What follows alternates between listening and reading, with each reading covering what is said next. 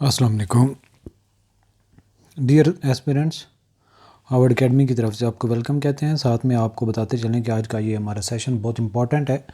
इस हवाले से जो आपने already Federal public service commission की मुख्तलिफ़ जॉब्स पे अगर अप्लाई किया हुआ है तो फ़ेज़ 1 जो 2024 में कंडक्ट होने जा रहा है उसके शेड्यूल के हवाले से ये हमारा सेशन और डिस्कशन है।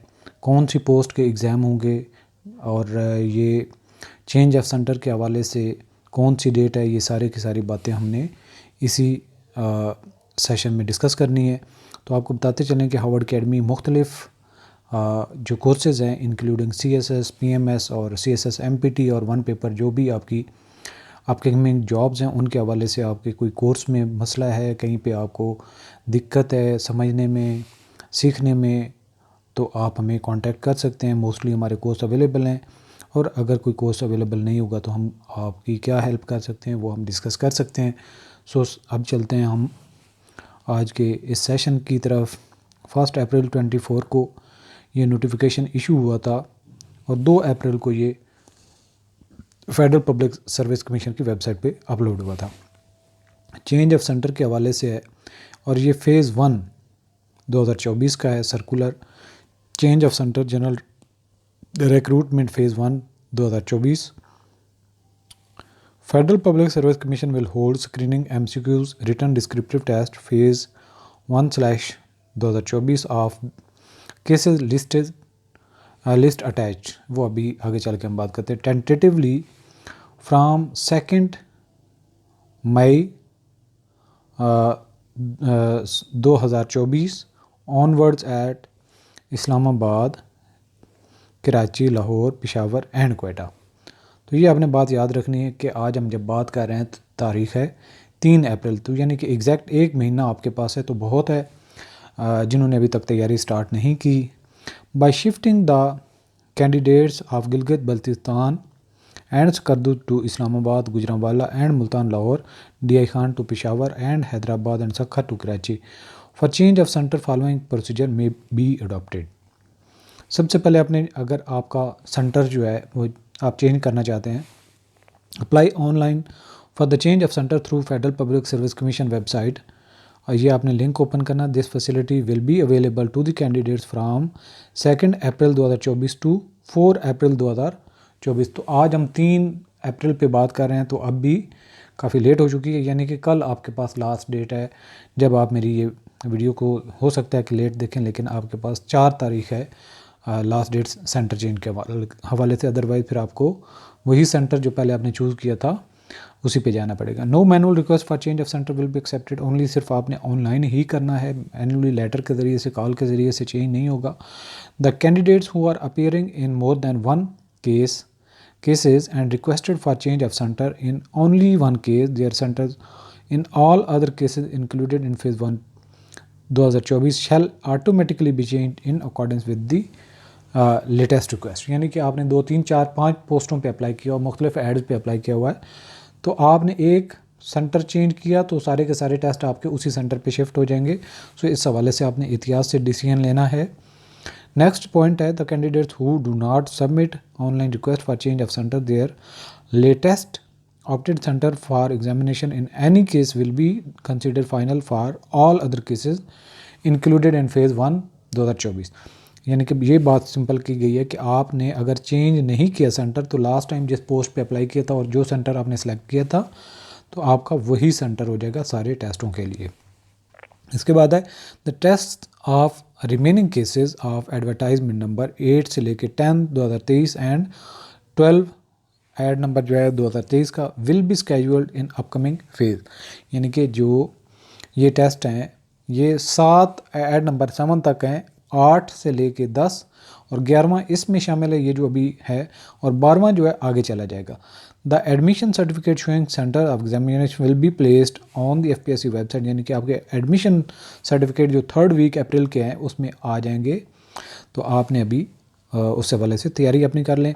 All candidates are therefore advise to keep frequently visiting FPSC website for further detail. अब आपके फ़ेज़ 1 में जो केसेस हैं इंक्लूडेड हैं जिनके टेस्ट होने जा रहे हैं वो आपने देख लेना है। Senior elementary teacher drawing, junior civilian labour officer, medical officer, staff nurse, IT supervisor, ये हैं ऑफ्थैल्मोलॉजिस्ट